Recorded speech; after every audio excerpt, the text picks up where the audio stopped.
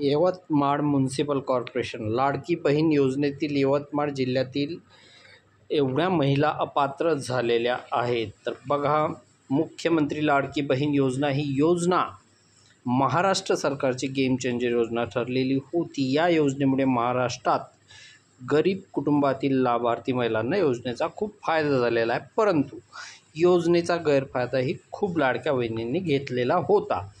त्यामुळे या योजनेमध्ये 2,63,00,000 महिलांचे अर्ज प्राप्त झाले होते. त्यामध्ये काही महिलांना योजनेच्या निकषामध्ये बसत नव्हत्या, तरी पण योजनेचा लाभ आतापर्यंत घेतला. त्यामुळे सरकारने सर्व लाडक्या बहिणींच्या अर्जाची पडताळणीचे आदेश दिले होते. त्यामध्ये 5,00,000 महिला ह्या आतापर्यंत योजनेतून वगळण्यात आलेल्या आहेत. आता यवतमाळ जिल्ह्यात लाडक्या बहिणींच्या अर्जाची पडताळणी सुरू आहे.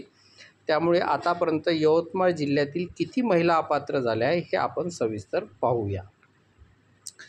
तर आकडेवारी ही खालीलप्रमाणे आहे. संजय गांधीमध्ये 2,30,000 आणि 65 वर्षापेक्षा जास्त असलेल्या महिला 1,20,000, नमो शेतकरी योजनेचा लाभार्थी असलेल्या महिला 30,000 आणि स्वतः अर्ज मागे घेणाऱ्या महिलांची संख्या 1,20,000. एकूण अपात्र महिला 5,00,000. तर अपात्र महिलांचा आकडा 10 लाखांवर जाण्याची शक्यता आहे. मुख्यमंत्री लाडकी बहीण योजना या योजनेमधील अपात्र महिलाचा आकडा हा 10,00,000 बहिणी अपात्र ठरण्याची शक्यता आहे. कारण आतापर्यंत फक्त 4 चाकी वाहन लाडक्या बहिणीच्या घरी आहे की नाही याची तपासणी सुरू आहे. त्यामध्येच 5,00,000 लाडक्या बहिणी अपात्र झाल्या. अजून पुढे आता IT खातंही तपासले जाणार आहे.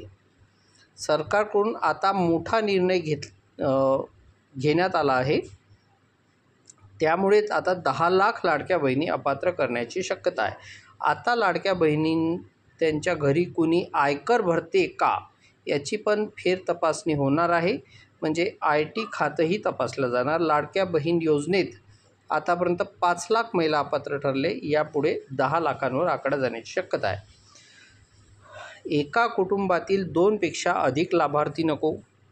बनावट कागदपत्राद्वारे योजनेचा लाभ घेणारे वगळले जाणार.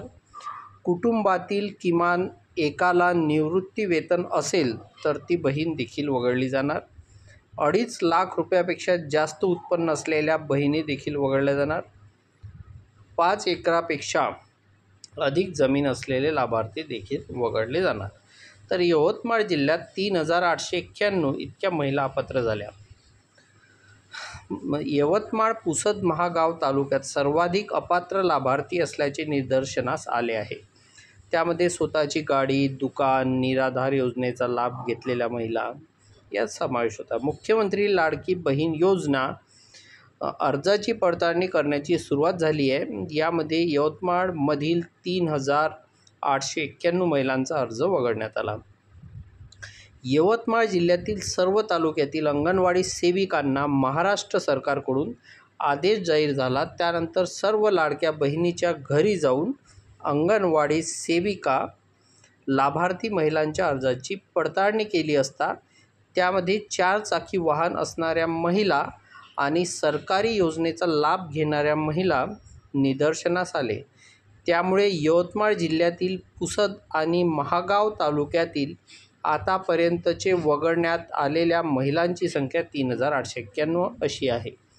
अजून यवतमाळ जिल्ह्यातील लाडक्या बहिणीच्या अर्जाची तपासणी चालूच आहे.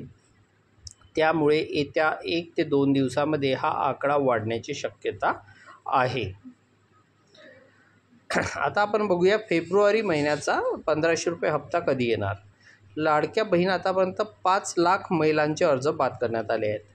याबाबत महिला व बालविकास मंत्री अदिती तटकरे यांनी यापूर्वीच माहिती दिली असून या निकषामध्ये न बसणाऱ्या दुसऱ्या योजनांचा लाभ घेतात त्यांचे अर्ज बाद करण्यात आले असून 4 चाकी वाहन असलेल्या महिलांचे अर्ज बाद करण्यात आले आहेत. या दरम्यान उर्वरित पात्र असलेल्या लाडक्या बहिणी आता फेब्रुवारी महिन्याच्या हप्त्याची आतुरतेने वाट पाहत आहे. फेब्रुवारीचा हप्ता कधी येणार याबाबतची उत्सुकता पात्र लाडक्या बहिणींना लागली आहे. यापूर्वीच्या 3 महिन्यापासून लाडक्या बहिणींचा हप्ता हा शेवटच्या आठवड्यात येत असून या महिन्यात देखील तेव्हाच लाडकी बहीण योजनेचा हप्ता महिलांच्या खात्यात जमा होऊ शकतो.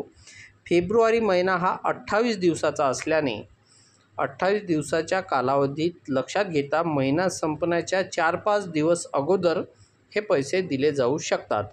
परंतु हा हप्ता नेमका कोणत्या तारखेला येणार याबाबत कोणतीही अधिकृत माहिती समोर आलेली नाही. महिना अखेरपर्यंत महिलांच्या खात्यात येऊ शकतात. तर इथे प्रत्येक जिल्ह्याची यादीसुद्धा या ठिकाणी आपल्याला दिलेली आहे लाभार्थ्यांची.